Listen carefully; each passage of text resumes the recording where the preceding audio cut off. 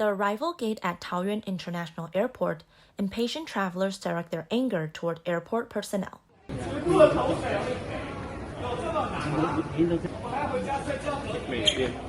As the number of arriving passengers increases in Taiwan, Taoyuan Airport struggles with placating travelers as the long wait to conduct PCR tests and get into quarantine taxis brings fiery tempers. 一开始以为其实没什么，可能是那个入口特别多，然后排到去外面的时候才发觉满满的人 ，S 字形的队伍就非常长，等2个多小时吧。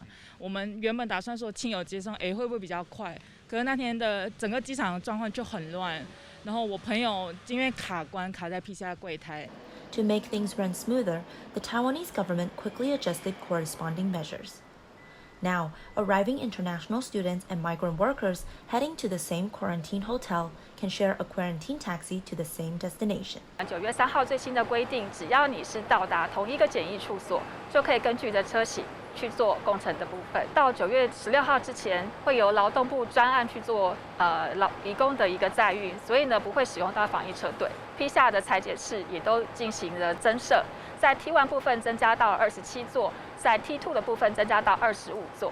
At present, there are 1,146 quarantine taxis at Taoyuan Airport. The international airport has also dispatched taxis from Songshan Airport and asked for 200 more taxis from taxi companies. The latest tally shows that around 60% of arriving passengers take quarantine taxis, while 30% are picked up by friends or family. The government also allows arriving travelers to drive by themselves starting on September 1st. So Taoyuan Airport has encouraged travelers who often go on short trips abroad to use the newly relaxed regulations. 9月1号开始，大概桃园机场的入住境旅客大概一天有15000人次。最高可以到2万人次左右，大概高于8月份平均每周一的4100人，大概是高了40%左右。After allowing arriving travelers to carpool to the same quarantine centers, traffic jams at the airport gradually eased. 考量到9月开学，国人以及境外生入境台湾的需求增加，而入境总量现在开放到每周5万人次。不过这一波本土疫情持续升温，指挥中心预估要到9月下旬才会来到高峰，预估最快也要10月会渐进式的开放边境。到时候可能会将入境的总量调整到每周6万，也考验国内的防疫以及医疗量能。With many wondering when Taiwan will fully reopen its borders, the CCC now has made various adjustments. Step 1 would be adjusting the quarantine period to 3+4.